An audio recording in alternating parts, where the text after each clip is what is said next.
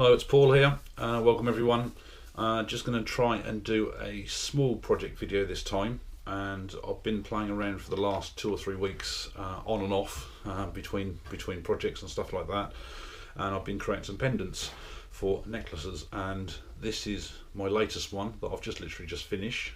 The back, probably the only downside of the property on this is the back is probably a bit more orangey than probably what the front is.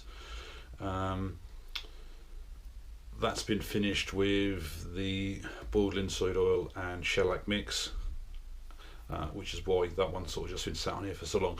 So the idea is that I've got a piece of spalted beech here, which is left over from one of our projects, and I turned it into a spindle. I've also created this jig, so I'm going to do one totally different this time. So the idea is to first of all create the back on this, so it's going to be fairly flat and not too deep on the curves, because I wanted to fit into this which isn't too deep.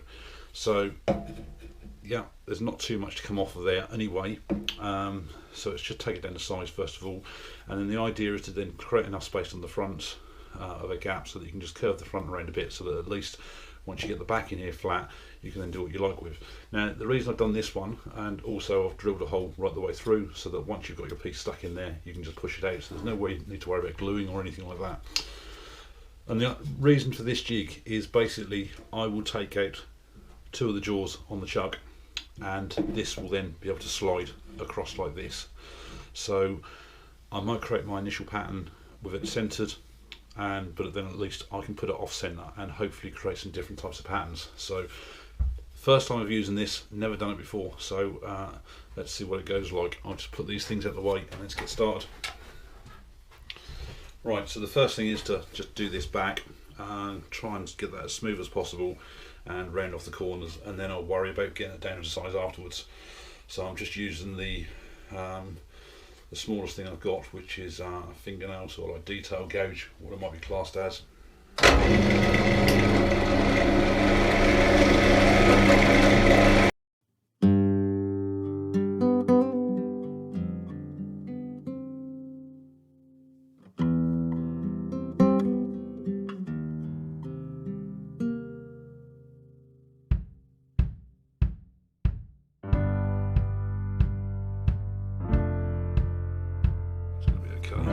So what I'm going to do, now is basically create a gap at the front, so that I can curve it right round, because half of this is going to be stuck inside the jig. I'm not going to be able to do the sides.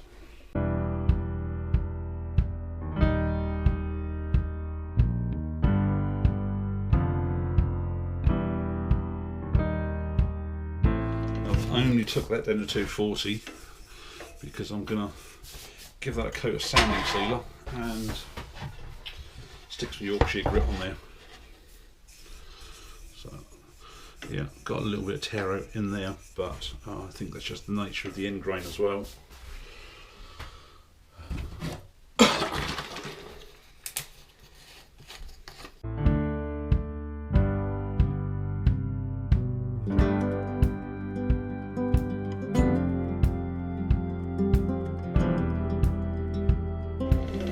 Too bothered there because I'm going to use the Yorkshire Grit again.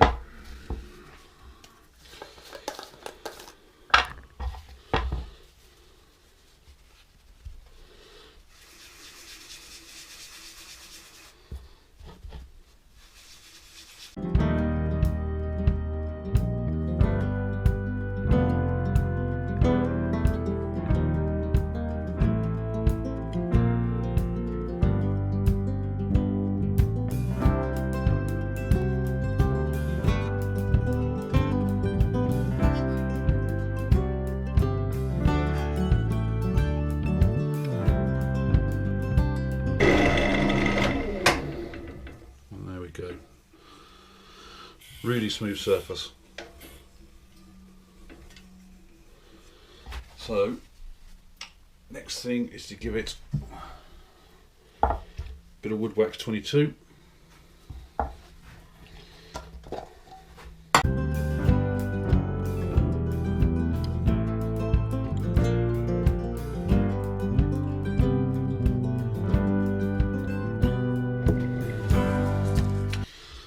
that's the back and sides finished. So part that off.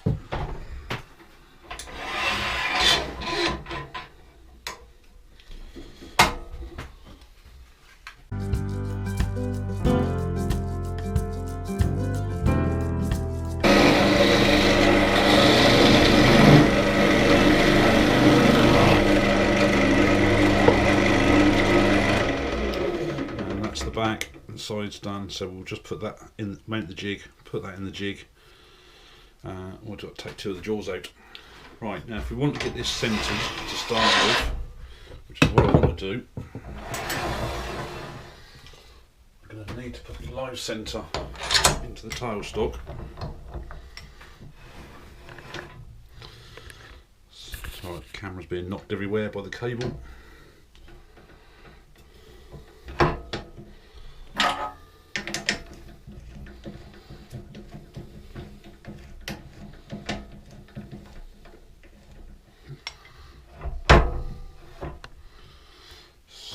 Slide the centre up, just to help centre up, and lock it down.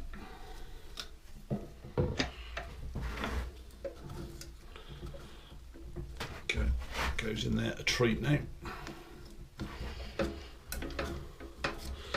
So, first of all we can face this off, and then decide what we want to do with it.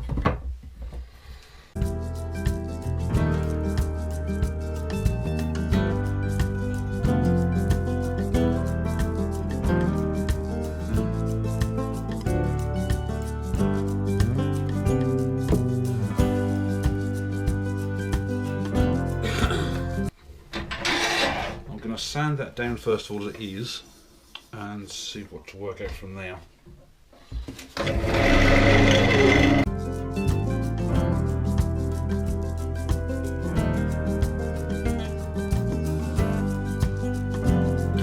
Right, the reason I sanded it down first of all is because I want to make sure I've got a good surface to work on. It's basically because the moment I start taking grooves out of either, whether it be the centre or off centre, it's actually going to be then a lot harder to sand the whole thing down. So at least this way I've then only got to sand down the pieces that I then take out afterwards. So I think what I'm going to do first of all is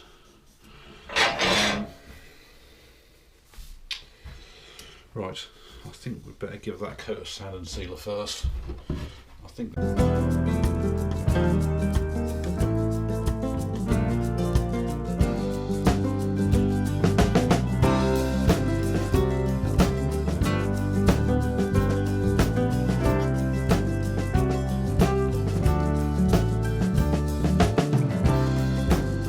we have a good, fairly finished surface to work on to start with. So it just means now that as I go round on different things when I go off centre, that I can then easily do them as well. Having said that, I'm now also about to go and put something in which is still on the centre. I think I'm going to try and put, using the parting tool, put a line, sort of like a perimeter line around the edge.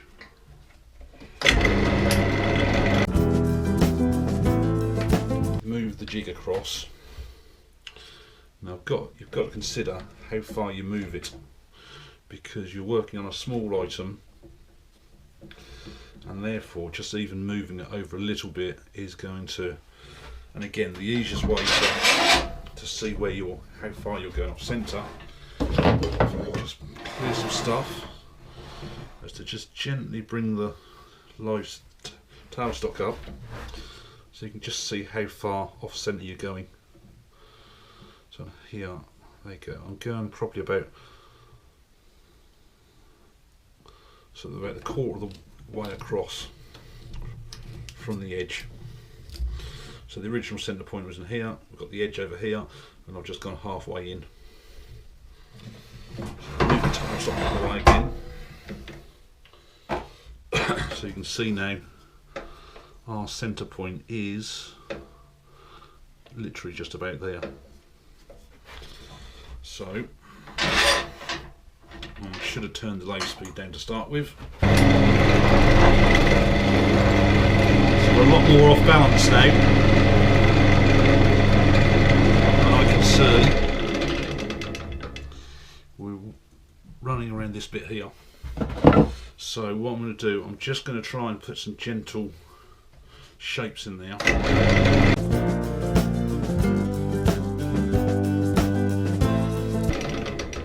Just see what that looks like. So that's gone to a dip. It's funny actually how it's gone very oval shaped. The quick and easiest way. So I just need to remember where I am on there. And I mean, I've got jaw marks where it's been held anyway, so just going to gently tap that out.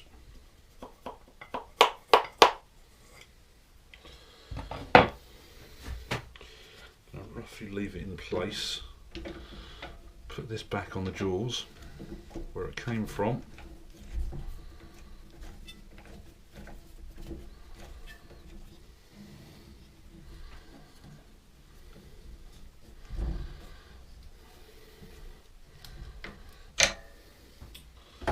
and then basically just rotate my piece around, so where it was on the end there, that needs to go to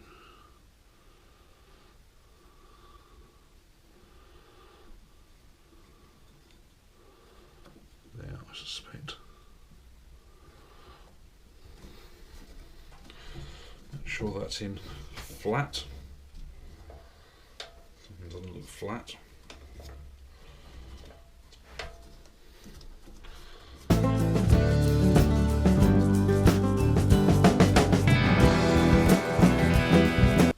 So I've gone from there to there, so I now need to put that one there as well.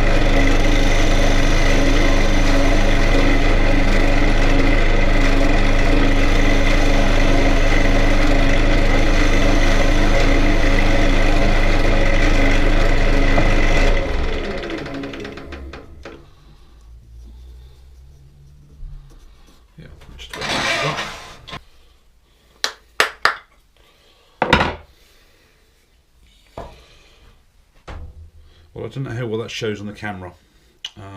It's different, that's all I can say. It's not probably what I was expecting to do. The off-centre hasn't worked as well as I thought. I think what I need to do is probably concentrate on lines rather than taking out small indents.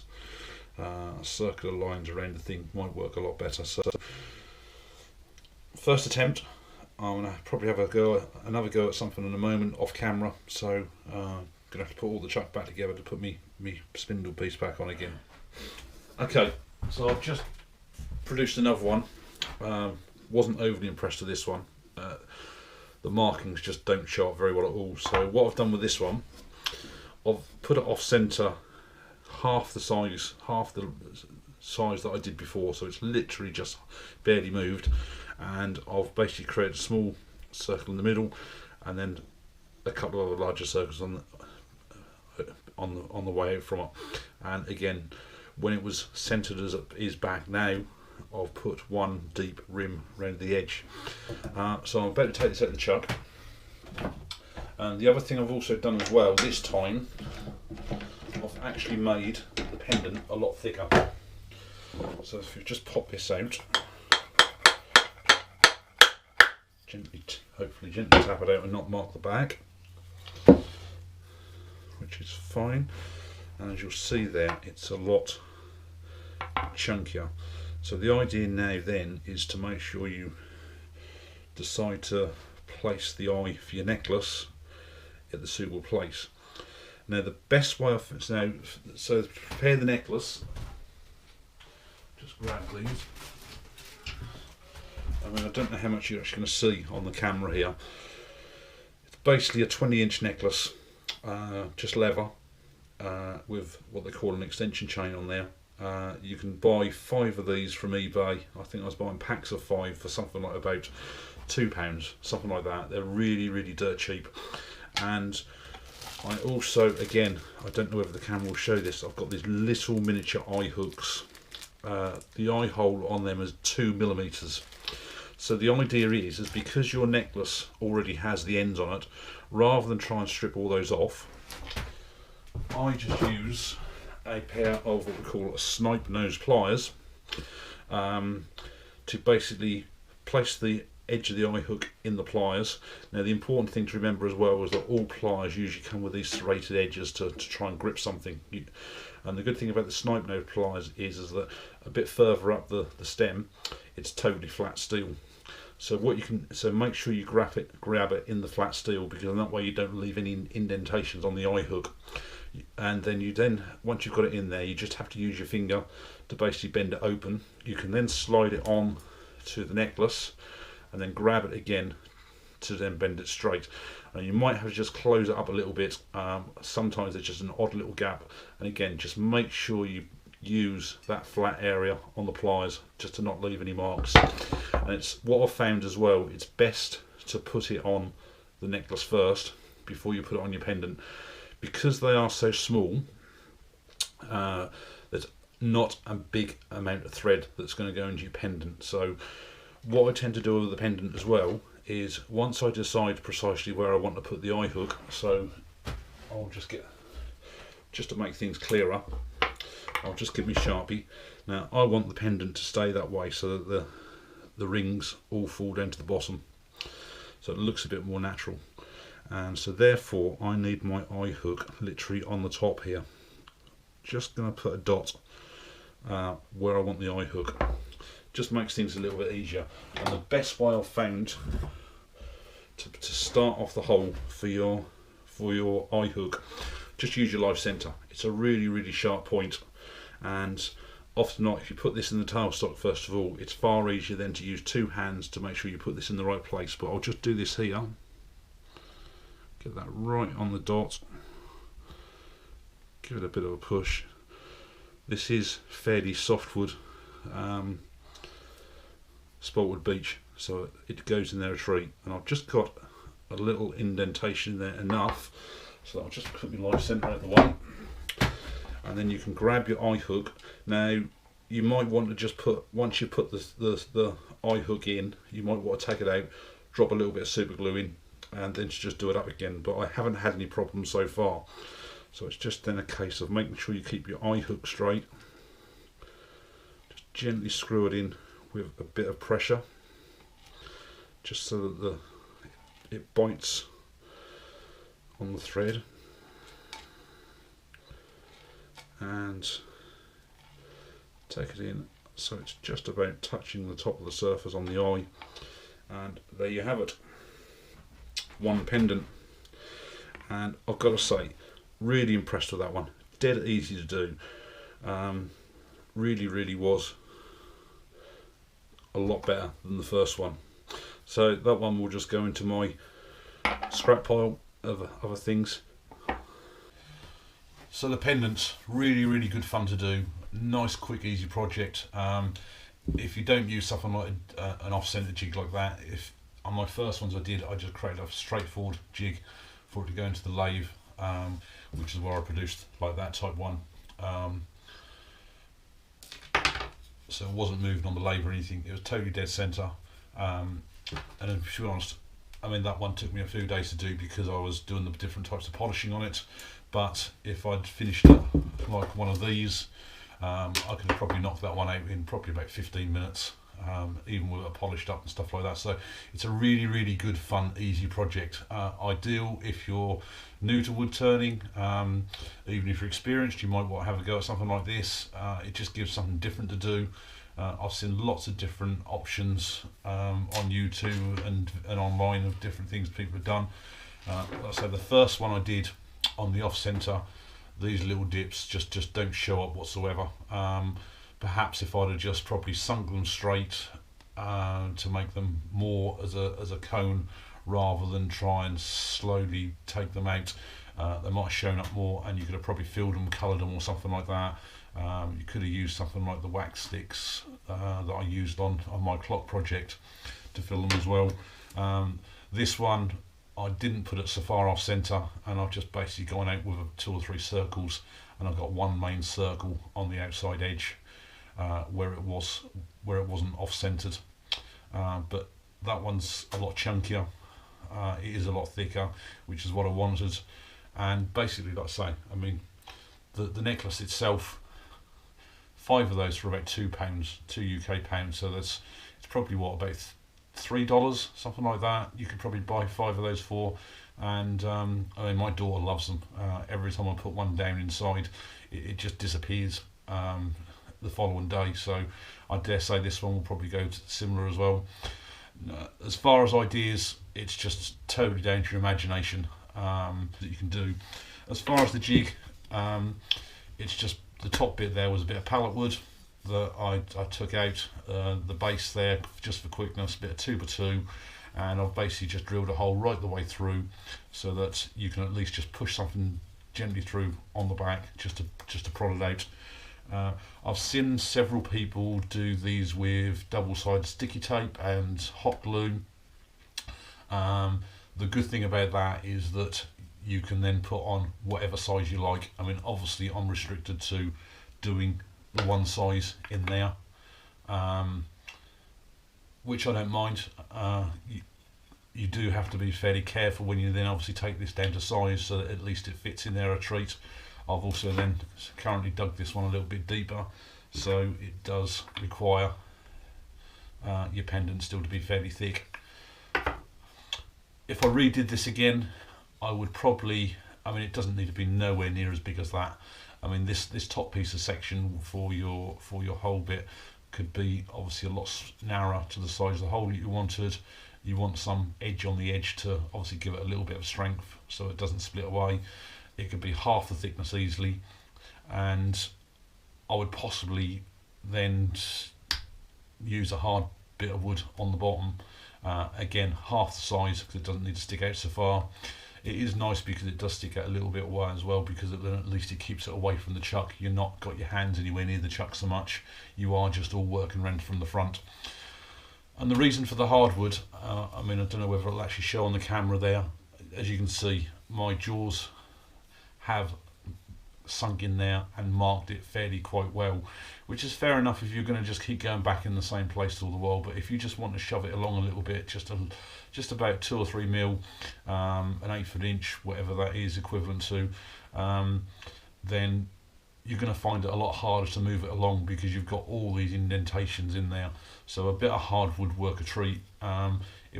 The only thing I'd probably do there, if you are using hardwood, is somehow mark it so that once you get your teeth in, for it being on centre, at least you don't have to bring up the tailstock every time just to make sure it's totally in centre. So yeah, quick, easy project. Have a go. It's been great fun. I just want to give one shout out before I end here. Martin Saban-Smith, he's launched a new project called the Black Dog Workshop. It's a project mainly, and again, apologies if I get this wrong, it's a project to help people with things like depression and anxieties and things like that. And the idea is that he's setting up a workshop, I think with at least 4 lathes in, and he's trying to introduce people to wood turning. Because as I find is that when you do come in the workshop like this, start producing something, even something as simple as these, which doesn't take very long, your mind is totally in concentration. You just forget about everything else that's going on. So it is a really, really good project. I'll put links down below in the description and the notes for his YouTube channel for the Black Dog Workshop, his Facebook page and the website. So please do go along, subscribe to them. So if you're new here, I do put a lot of projects up. Usually I try and do one a week at least. This is just a real simple one for a change. Something I'd spoken about in my last project, and I thought, right, I'll just do a short video on this. So please do subscribe. Thank you for coming to watch anyway. For my existing subscribers, a big thank you. I've noticed I'm certainly going over the 200 subscribers now. It really does mean an awful lot. All of my videos, when they go up, seem to get around about 150 hits, viewings all the time. So there's a vast lot of people actually watching the videos for me, which it's really appreciated. So, and certainly everybody do hit the like button, hit the share button, and please do leave a comment, because I mean, maybe you've tried something like this, maybe you've got some different ideas of doing stuff, and I mean, like I say, I mean, the double-sided sticky tape, the hot glue, I may well try in the future. I don't actually have any double-sided sticky tape, but that was a quick, simple option for me to be able to turn these. So thanks a lot for watching, and hope to see you again on the next project. Thanks a lot. Bye.